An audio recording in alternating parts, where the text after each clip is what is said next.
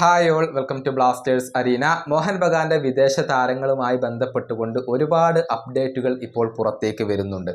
ഏറ്റവും പ്രധാനപ്പെട്ടത് ടോം ആൽഡർട്ടുമായി ബന്ധപ്പെട്ടതാണ്. അതായത് അദ്ദേഹം മോഹൻ ബഗാനിൽ തുടരും എന്നായിരുന്നു പ്രതീക്ഷിക്കപ്പെട്ടിരുന്നത്. എന്നാൽ അദ്ദേഹത്തിന് ഒരു മികച്ച ഓഫർ നൽകിക്കൊണ്ട് ബംഗളൂരു FC ഇപ്പോൾ രംഗത്ത് വന്നിട്ടുണ്ട്. ടോം ആൽഡർട്ട് ആ ഒരു ഓഫർ സ്വീകരിക്കാനുള്ള സാധ്യതകൾ ഏറെയാണ്.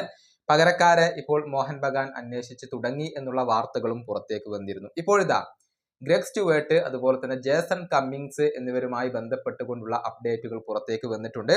ഗ്രെഗ് സ്റ്റുവേർട്ട് മോഹൻ ബഗാന് വേണ്ടിയുള്ള അവസാനത്തെ മത്സരം ഇപ്പോൾ കളിച്ചു കഴിഞ്ഞിട്ടുണ്ട്. അദ്ദേഹം ക്ലബിനോട് ഗുഡ് ബൈ പറയുകയാണ്. അദ്ദേഹത്തിന്റെ പകരക്കാർക്ക് വേണ്ടിയുള്ള അന്വേഷണങ്ങൾ ഇപ്പോൾ ക്ലബ്ബ് ആരംഭിച്ചിട്ടുണ്ട്. ലാറ്റിൻ അമേരിക്കയിൽ നിന്നും ഒരു താരത്തെ കൊണ്ടുവരാനാണ് ഇപ്പോൾ ഏറ്റവും കൂടുതൽ സാധ്യതകൾ ഉള്ളത്. ഏഷ്യയിൽ എക്സ്പീരിയൻസ് ഉള്ള ആ താരത്തെ ലോങ് ടൈം ഡീലിലായിരിക്കും മോഹൻ ബഗാൻ കൊണ്ടുവരിക. എന്നാൽ ആ ഒരു സൗത്ത് അമേരിക്കൻ താരം ആരാണ് എന്നുള്ളത് വ്യക്തമായിട്ടില്ല. ഇനി ദിമി പെട്രറ്റോസിന് മോഹൻ ബഗാനുമായി 2026 വരെ കോൺട്രാക്ട് അവശേഷിക്കുന്നുണ്ട്. പക്ഷെ അദ്ദേഹത്തിന്റെ ഇപ്പോഴത്തെ ഫോം ക്ലബ്ബ് മാനേജ്മെന്റിനെ ആശങ്കപ്പെടുത്തുന്നുണ്ട്. അതായത് ഈ സീസണിൽ വേണ്ടത്ര തിളങ്ങാൻ പെട്രറ്റോസിന് കഴിഞ്ഞിരുന്നില്ല. അതുകൊണ്ട് തന്നെ അദ്ദേഹത്തെ നിലനിർത്തണോ വേണ്ടയോ എന്നുള്ള കാര്യത്തിൽ ഒരു അന്തിമ തീരുമാനം ക്ലബ്ബ് മാനേജ്മെന്റ് ഇതുവരെ എടുത്തിട്ടില്ല.